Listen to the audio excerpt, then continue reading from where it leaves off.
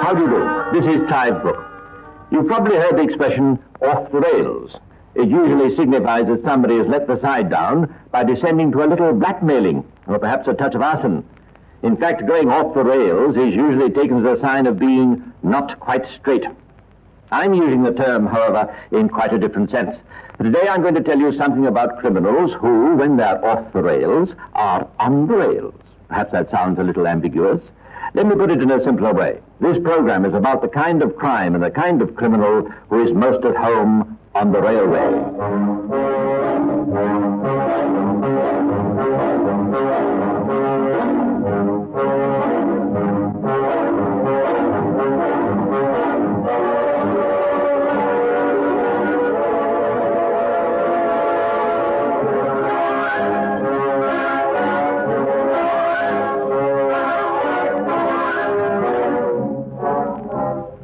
Let's start off this Secrets of Scotland Yard program with a few facts about robbery on the railway.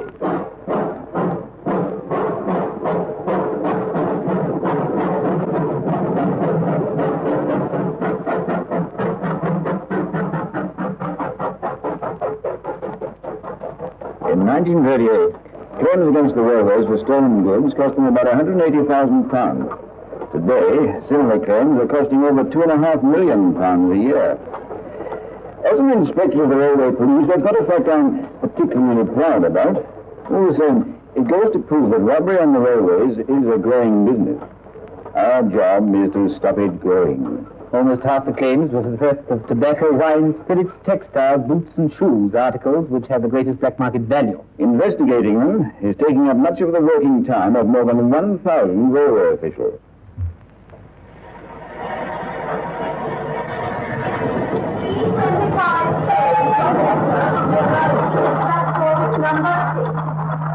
The 3:25 from Leicester will be arriving at platform 6.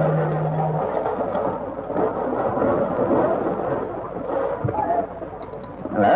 What are you doing with that crate? Hey, just moving it. Moving it where? What's that to do with you? On a railway reporter. Oh, is that so?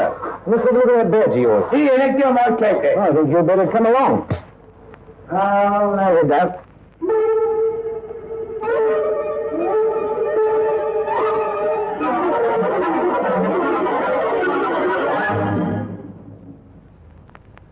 Pilferage has ceased to be a proper description of railway thieving. Wholesale looting is the only term appropriate. The railway police estimate that about 60% of the looting is carried out by organized gangs, usually not more than 6 in number. Scotland Yard has met cunning with cunning, but those who specialize in robbery on the railway are always up to new tricks. Now listen to this story. It occurred not so long ago. A goods train was puffing slowly up an incline on its run from Nottingham to Chesterfield. Standing by a plate-laying hut at the crest of the hill, you might have seen a small gang of workmen. Apparently, they were waiting for the train to pass before resuming work on the line.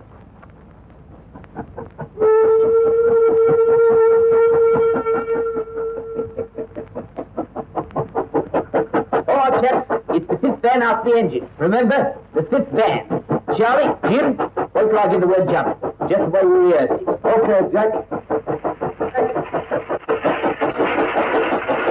All right, jump. Okay, boys, pass me a crowbar. Here you are. Now, give us a hand. There we go. Ah, that's got it. Now go on, in we go. What about this? We're going to trouble.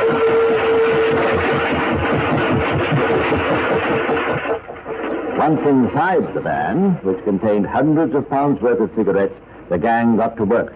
As soon as the train left the tunnel, they pushed open the door and threw down the embankment over 1 million cigarettes, packed neatly in cartons. And here comes the organization. Waiting on the road by the side of the embankment were a couple of lorries. All right, boys. Get busy. Go on there. Load them up.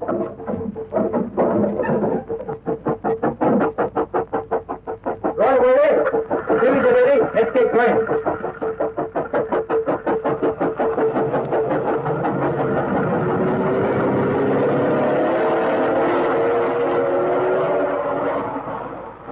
We didn't find the cigarettes were missing until the train was 100 miles further up the line.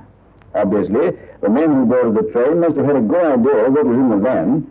They knew exactly where the train would slow down, and they calculated the whole job in such a way, proving they were professionals at the game.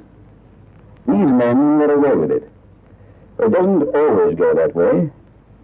Listen to this case. It took place a few months ago, late one night in one of London's largest goods yards. The Cricklewood sighting.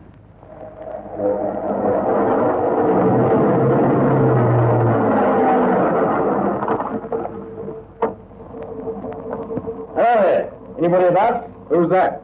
Evening, watchman. Evening, mate. Sorry to be so late, chum. I'm afraid you'll have to open up these gates. What's the idea? It's 12:30. I know that, mate. But there's a load in one of these vans in the siding which is wanted extra special. And if we don't get it down to the docks by 6 o'clock tomorrow morning, somebody's going to lose a few £1,000. We'll have to see your papers. Don't you worry. Everything's in order. Here, take a look at this. It seems all right. You've got permission? Well, that's what it says. All right, I'll open up. Well, don't be long about it. Come on, then.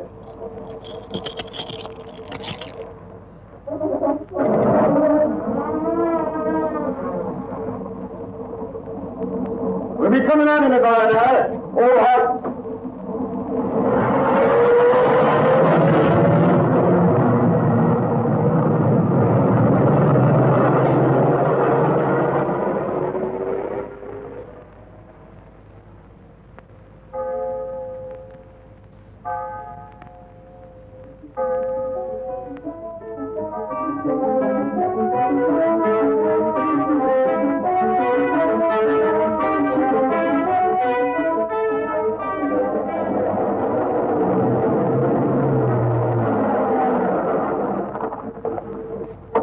Hello, watchman. All right, I'm coming. Come on now, open up these gates. Now, hold on a moment. I've got some friends to see you. What do you mean, friends? Hello, chum. Fancy meeting you. Look out, boys! Ruffin!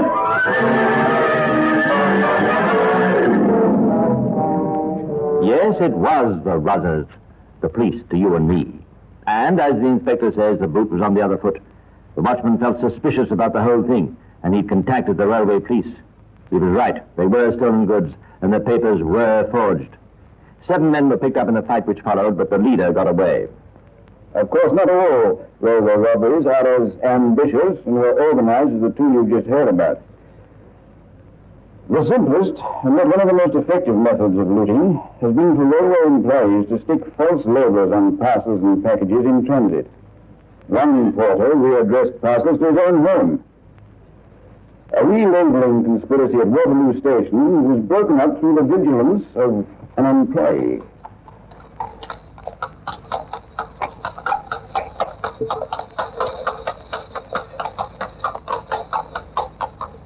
Whoa.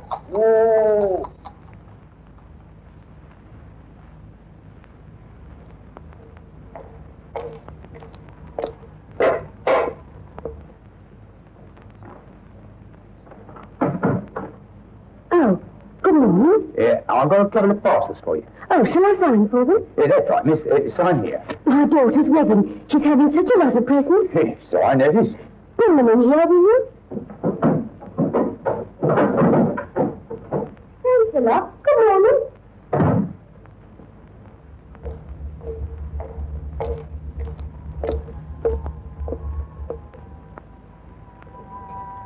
Do not she's ready.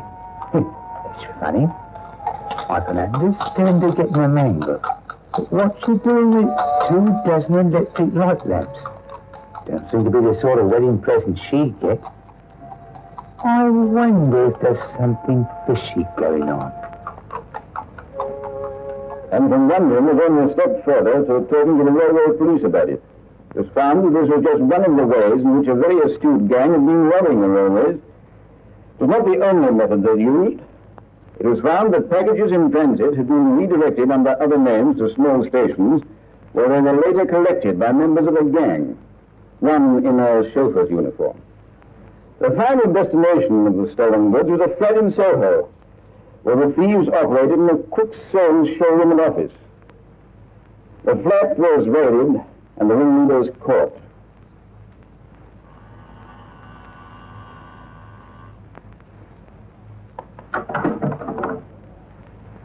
I've come to have a look round. Who sent you? Charlie. Ah, that's all right. Come on in. Well, what do you want to say? Cigarettes, radio sets, or was it butter? I think I've seen quite enough. I have a search warrant here. Here, what's the gun? This is not a game. This is a raid.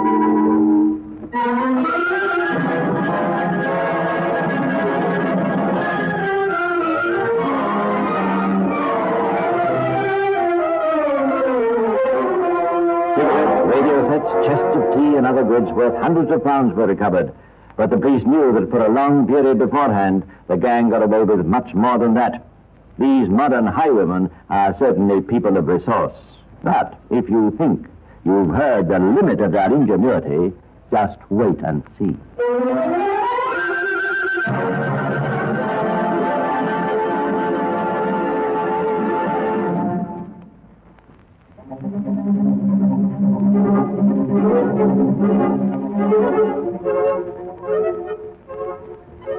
Before turning to the organization of the railway police, let's take a few more examples of crime on the railway. In a railway yard in Scotland at one time, whole truckloads of coal were systematically rerouted to the yard of a small merchant who was in a swim. 4 porters at Woking took advantage of a consignment to set up a nylon emporium and sell the stockings through station taxi drivers. Railway police bored 2 holes in a wooden fence by a railway arch in Suffolk and watched loot worth £2,500 being carried into a thieves' den. 9 men and a woman were convicted. One man had a puppy in a crate, which began barking, and the police overheard him say, "Shut up. You'll have to get used to being here." Now listen to the story of just an ordinary member of the railway police. He was on duty at a goods yard at Burton-on-Trent one dark evening. His name was Railway Police Constable Robert Cameron.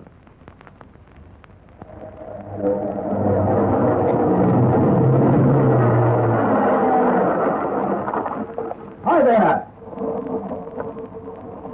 What do you want?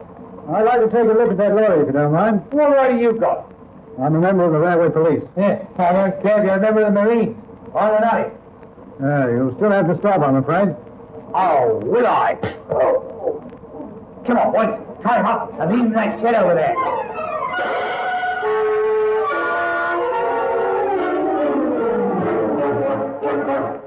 He feigned unconsciousness while he was dragged into a warehouse and tied up.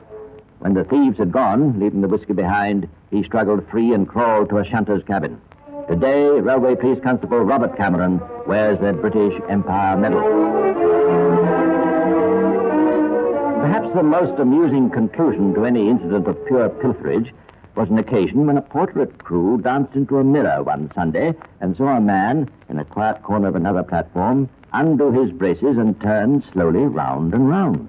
A chase down a lane followed until the man's trousers fell to the ground and he halted sheepishly in his underpants with ring upon ring of twist tobacco, stolen from a crate in the station, wound round his middle.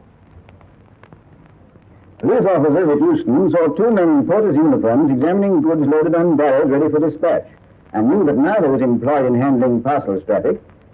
While they watched, one of the men removed labels from 3 bales, which the second man then transferred to a smaller barrow. This was wheeled out to a point near the station cloakroom.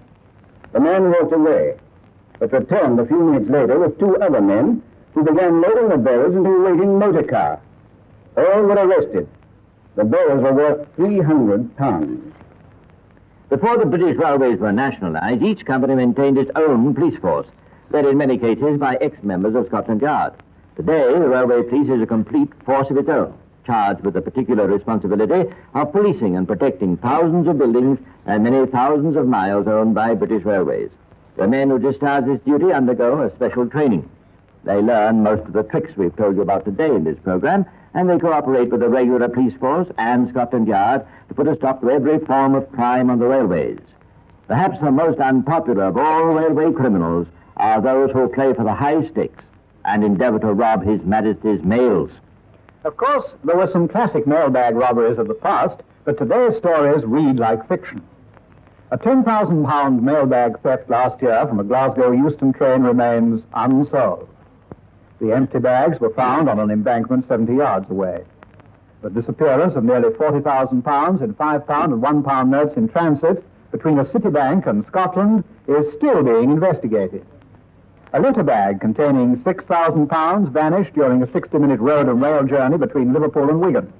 And when a packet which had contained £2,000 for a Manchester bank was opened, the contents had miraculously changed to wooden blocks. To be strictly accurate, the theft of mail bags comes under the General Post Office and is not really the railway's responsibility. But it's their worry all the same. Here's the story of one of the most classic of mailbag robberies of all time.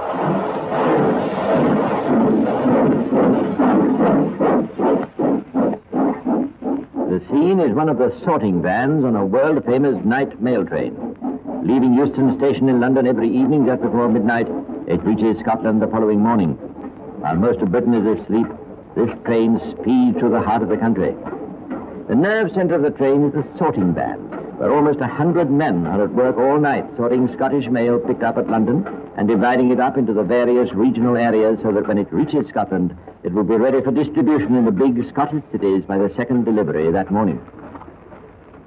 Most of the men who work on this train have been in the service of the GPO for a number of years, but naturally from time to time there is a new face among them. Take tonight, for instance, the young fellow over there at the rack in the corner.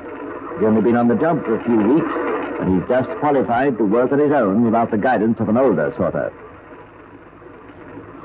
Edinburgh, Aberdeen, Glasgow, Inverness, Edinburgh. One by one, he sorts the postal packets into the pigeonholes in front of him. Monotonous work, but still demanding all his attention. But tonight, this young sorter is not really thinking about his job. He's thinking about something else. Inverness, Aberdeen, 5 minutes to 2. I have more to go. And then... Yes, 5 minutes to go, and then... Wait for 2. Wait for 2, boys. Together with half of the sorters in the corridor, our young friend moves into the next car, where a primitive canteen is set up and cups of tea are being poured out. He makes some excuse and moves on further down the car. Perhaps he's going to wash his hands, or perhaps... It has taken 3 months of plotting and planning to obtain that key. The key to the van which contains the registered mail. He worked quickly, 3 bags and no more he took out. But those bags had been chosen carefully. The contents were known to be negotiable banknotes, a rich prize. Now comes the cleverest part of the trick. 3 other bags, in appearance precisely the same as the original registered mail bags, had been concealed by our friend in a suitcase which he had brought aboard the train. The exchange was made and the mail van locked up once again. Everything seemed perfect. When the train came into Glasgow station, it looked as if nothing could go wrong.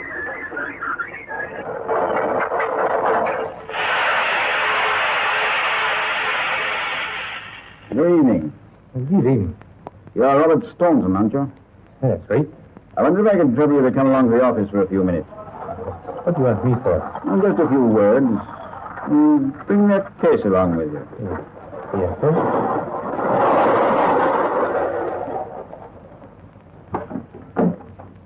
Come on in. Now, Mr. Staunton, would you mind opening up that case for me? How do you know? Well, this is the one question I cannot answer. You see, if I told you, you'd not believe me.